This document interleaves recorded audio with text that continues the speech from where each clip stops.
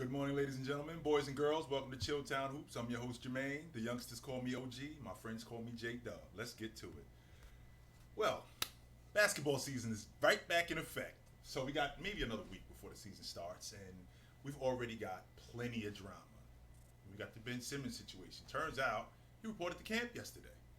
Now, we've heard all the reports of how disgruntled he is, what happened in the playoffs last year between him and Doc Rivers, between him and Joel Embiid, and how much he said that he doesn't want to play there anymore, and how much grief he's gotten for that. We've heard arenas screaming his name and how much they don't want him there anymore. We've heard the people of Philadelphia talk about how much they don't want him there anymore. So it sounds like these two are at odds, and it's something that's not going to be worked out. So if that's true, why does Ben Simmons show up to camp? Well, one of the reasons why he showed up to camp was to make sure that he got paid. Absolutely. Number two is I do have to be a professional. And I think he's going to make it really difficult on the 76ers to the point where they're going to tell him to go home, we'll pay you, and we'll find a trade partner. I just think that he's going to make it very hard on them, considering what was said, what was done. We're talking about a guy who was in California, and the guys wanted to come see him and talk to him, and he didn't want anything to do with that. So it's obvious that that situation between him and the Philadelphia 76ers, with the team in particular, it was a situation that was over. So now he shows up to camp, and he shows up to camp just to be a professional. So how do we handle this situation? Are we going to be cordial? Are we going to be professional? How is this going to go once we get on the court? Because now everything that's been said can't be taken back.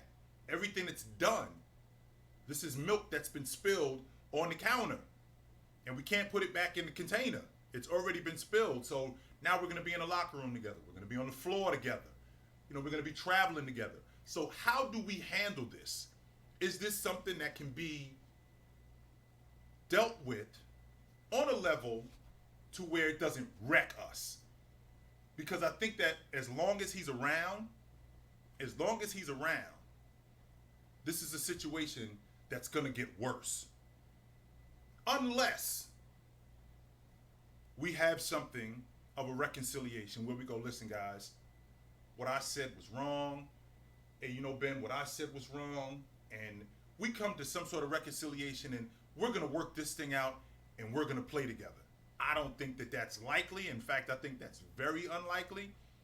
But I would love to see that. And I would love to see that strictly because Philadelphia has a really good team. Now, mind you, they didn't have any business losing to the Atlanta Hawks last season. None whatsoever. They should have absolutely beat them. But with that being said, that was largely due to Ben playing the way he did in the meat and potatoes of games. But it was also, like Joel Embiid said, it was due to how he played, and how Tobias Harris played, and how Thibault played, and how the entire team played. Absolutely. So when I think about this unit, they still have a really good team, though. And with them having a good team, they could make a really good run. If this could be reconciled, absolutely, I'm all for it. I just don't see it happening because of what was said and how they went about it. Guys like Joel Embiid, guys like Doc Rivers, they always said initially, I want to play with Ben Simmons. I want this thing to work out. And then when it started to go south, it was guys like Joel Embiid who had made it clear that I think it's selfish of him. And now the things turn the other way. So can it be a situation where Joel Embiid says, I said what I said, I was wrong. Ben Simmons goes, I said what I said, I was wrong. And now we can work this thing out. As opposed to this thing is beyond repair. And if that's the case, let's just end it. If it's beyond repair. But if it's not, fix it. I think that it's beyond repair, but I would love to see it fixed. Absolutely. I would absolutely love to see it fixed. And since we're on the subject of fixing something, can we fix this Kyrie Irving situation? What's going on here? The first thing that I'd like to know is how the Brooklyn Nets would agree to this arrangement of him only playing home games. So if you think about just the 41 road games, well, is it really 41 road games? Because, California has their restrictions. So you got the Lakers, you got the Warriors, you got the Kings. Okay, so that's 3 games right there. Then you got 3 more games against the Knicks. Then you also have the 41 home games. So we're talking 45, 46 games that he's going to miss at minimum. That's more than half the season. When you're on a unit and there's a level of when you're on a successful unit, there's a level of cohesiveness that happens. It's not always great. It's not always everybody's getting along. No. In fact, there's some tension there a lot of times. But there's tension throughout the season. And this is stuff that we deal with throughout the season. This is how the season is starting. And with the guy like Kyrie, who's enigmatic, the way he is, and to start the season like this, before the season even gets started, not even to start the season, before the season starts, for a guy like this is largely problematic. Because I think about a guy in Kyrie Irving who is very dynamic as a player, but he can be aloof. And I can't tell you what to do with your body. I can't tell you to get vaccinated. I can't tell you what you need to do with your body. However, what I can say is, when you're on a unit, there has to be a level of cohesiveness, and we have to get together. So when I'm on a team and it's 10 of us, and one of us is saying, "Yo, I'm not doing this." Well, my initial reaction isn't, "You're screwing it up for the rest of us." My initial reaction is, "Well, wait a minute, what's going on? Talk to me. What do you see that I don't see, so I can possibly get on your page," as opposed to "get him out of here." Well, wait a minute.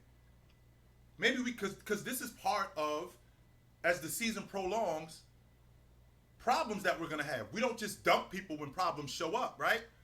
But it makes it very difficult when Irv isn't saying anything. So it's hard to get behind that. It's very difficult to even it's very difficult to get behind anything that he's doing when he's not telling us it's just a personal issue. Well, that's not enough, my man. That's not enough. So this team, Brooklyn, has the chance. They have a chance to do something special. We have a championship caliber unit, and the Eastern Conference has gotten a lot better. Milwaukee will be back this season. Philadelphia will be back. Miami's going to be back. Boston's going to be back. Atlanta's going to be back.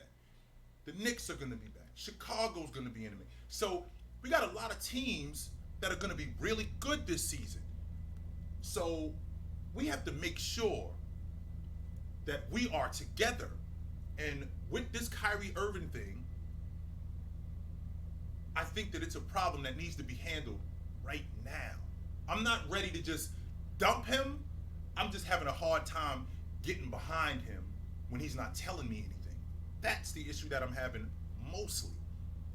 If he would have come to us and say, "All right, this is what's going on. This is why I don't want to do this, and these are my reasons," and it's logical, then absolutely, I can get behind you on that. But when you're on a unit, you trade the I for we, and everything is about what we're doing. Everything does not revolve around you, and everything does not revolve around me. Everything revolves around us. And this is a problem that I don't want to see go deeper into the season, because this could very well derail them. Just like injuries, just like off the court stuff. This stuff could derail them, and they have an opportunity to do something special. And something like this, and for something like this to throw them off the track, that would be largely problematic, and it wouldn't be a good thing. So I'm really looking forward to the season. I'm really looking forward to the Brooklyn Nets. I'm really looking forward to Milwaukee. I'm really looking forward to what's going on in the Western Conference. I know that everybody is just here with listen, it's going to be Brooklyn and the Lakers. Well, we'll see about that, man. We'll absolutely see about that. But until next time, you guys know where to find me. Till next time, take it light, but take it.